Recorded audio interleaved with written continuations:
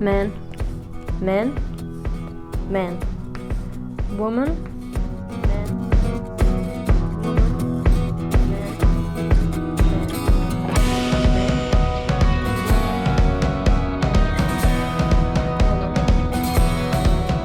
La présence inférieure des femmes dans les musées s'explique par l'histoire, simplement.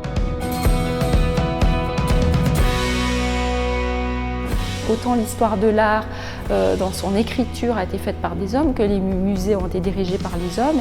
Et donc les écoles d'art aussi ont offert moins de place aux femmes pendant très longtemps. Au début du XXe siècle, les femmes étaient cantonnées à des sections séparées.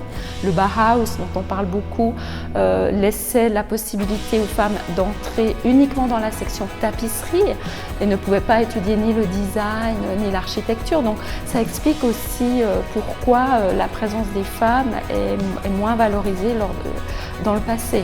Et donc on appartient encore à cette histoire-là et les lignes sont en train de bouger aujourd'hui.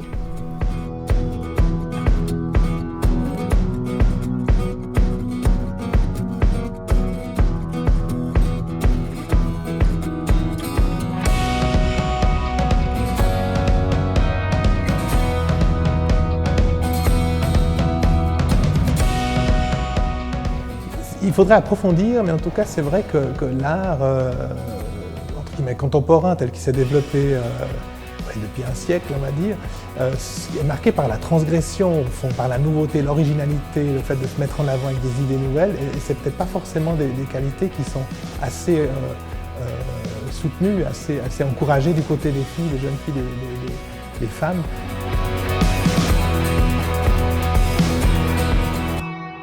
Donc je pense qu'il y a probablement quelque chose de genré déjà, enfin dans l'éducation et ensuite qui se remarque dans la capacité qu'auraient les femmes à s'imposer dans un terrain très concurrentiel et très individualiste au fond, et en même temps basé sur des réseaux, sur des contacts et une disponibilité de tout instant qui n'est pas toujours facile à avoir pour les femmes.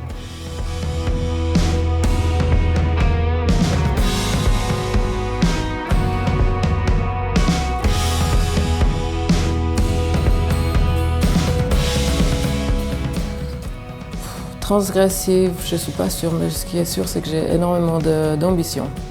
Et donc que mon sexe, c'est-à-dire féminin ou masculin, ne fait en réalité pas de différence pour moi. Et c'est quelque chose à laquelle je ne pense pas quand je fais mon travail. Même si j'y pense en général parce que c'est important et que c'est aussi pour ça que je fais énormément de grandes installations, etc., aussi pour prouver que tout est possible.